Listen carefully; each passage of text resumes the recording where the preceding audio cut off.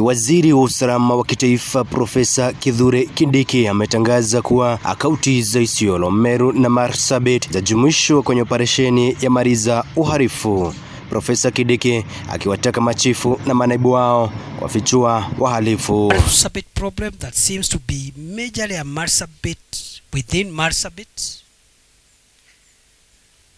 and downstream, a corridor of crime which starts from Samburu East where we are into parts of Isiolo,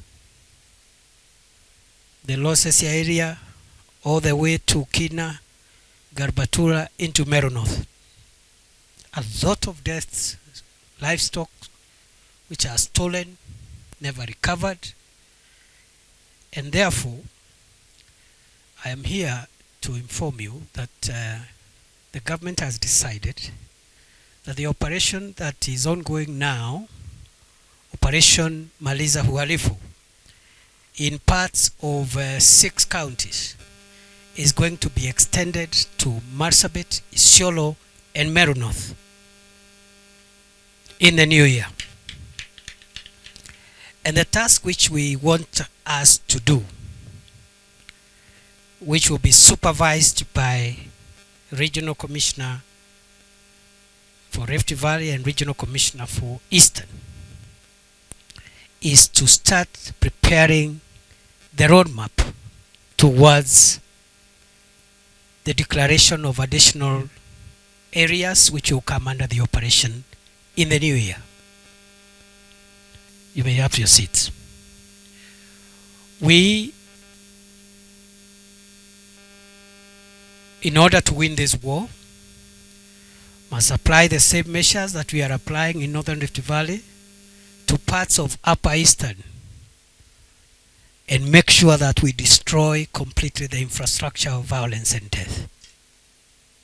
It is very painful for criminals to keep on aiming their fire at our officers and occasionally succeeding. We cannot accept that. No country will keep quiet and tolerate criminals who are so full of impunity, who are so daring that they can aim their fire at an officer wearing the uniform of our country. We will not accept it. We are going to extend the reach of Operation Maliza Uhalifu. Assistant chiefs, ACCs, who are, and of course their counterparts in other security agencies, including OCSs and OCPDs, who are in charge of areas where livestock which is stolen is being harbored. And when our security officers try to recover, they are attacked. You know the boys who are causing this problem. You know their families, especially the chief and the assistant chief. They know every homestead in their jurisdiction. We will hold you personally accountable. And therefore the regional teams should first of all map out which parts of Marsabit we want to include in the new orders. And the aim of the operation is to flush out the hideout of criminals. Even this Samburu East, not the entire area. Some places are okay, people are doing their job. And we are not going to gazette general areas. RC Abdi, you know what we did with Rift Valley. You know what we did with your teams and the 6 county teams when we met in Lake Bogoria for 2 days. Just tell us where those Morans go to hide and do the rituals and where they bring the cows to. We are going to gazette these areas and we will follow the law, and the law says you must tell them if there are any members of the public in those areas to get out.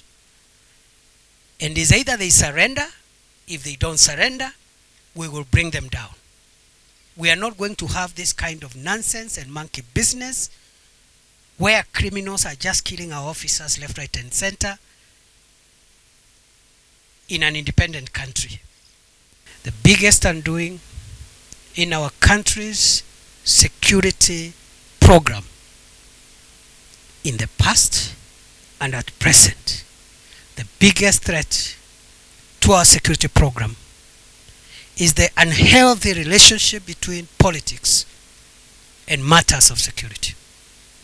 For a long time, and I'm not blaming any particular person, for many years as a country collectively, we have mixed security matters with politics, and that is what is posing a grievous threat to our country's future. All these complex problems of narcotics and impunity of cultural rustlers and terrorism, they can be traced to the politicization and the convolution of security matters with political matters. The politicization of security. This administration, and I'm speaking as the minister responsible, it is the policy of this administration to completely delink security from politics.